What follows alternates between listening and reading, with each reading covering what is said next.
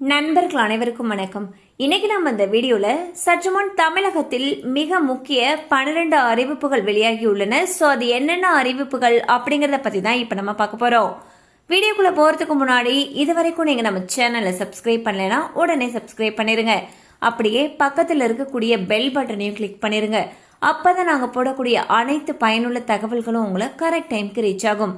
இப்ப வாங்க வீடியோக்குள்ள போலாம்.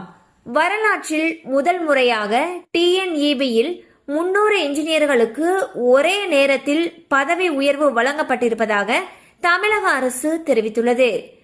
14.2 கிலோ எடை கொண்ட வீட்டு உபயோக சிலிண்டருடைய விலையானது 29 ரூபாய் உயர்த்தப்பட்டுள்ளது.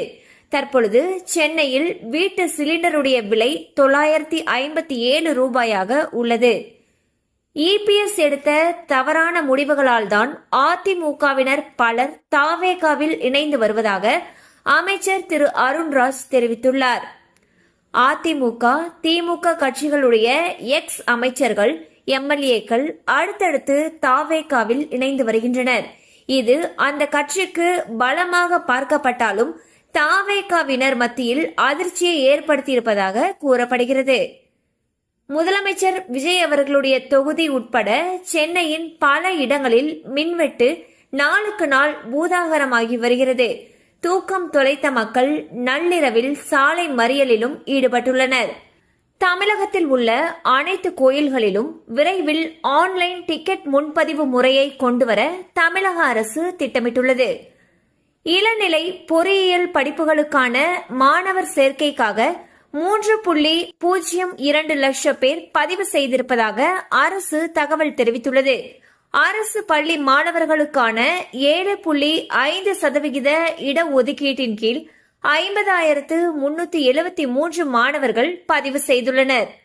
கடந்த ஆட்சியில் மகளிர் உரிமை தொகை விரிவாக்கத்தின் பொழுது மேல்முறையீடு செய்த பலருக்கு இந்த மாதம் 1000 ரூபாய் வரவு வைக்கப்பட உள்ளது.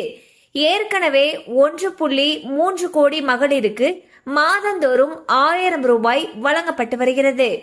பத்திரப்பதிவு துறையில் வருகை இல்லா ஆவணப்பதிவு முறைக்கான வழிகாட்டு நெறிமுறைகளை அரசு வெளியிட்டுள்ளது.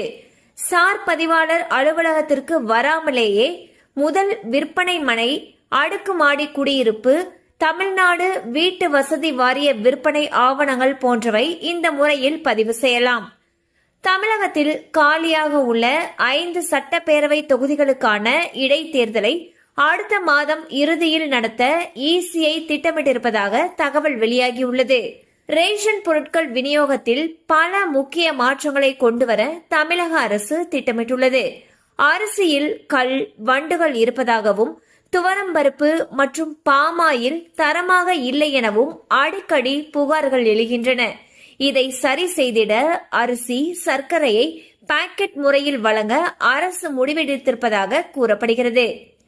நார்வே செஸ் தொடரில் சாம்பியன் பட்டம் வென்ற பிரக்னானந்தாவுக்கு முதலமைச்சர் திரு விஜய் அவர்கள் வாழ்த்து தெரிவித்துள்ளார்.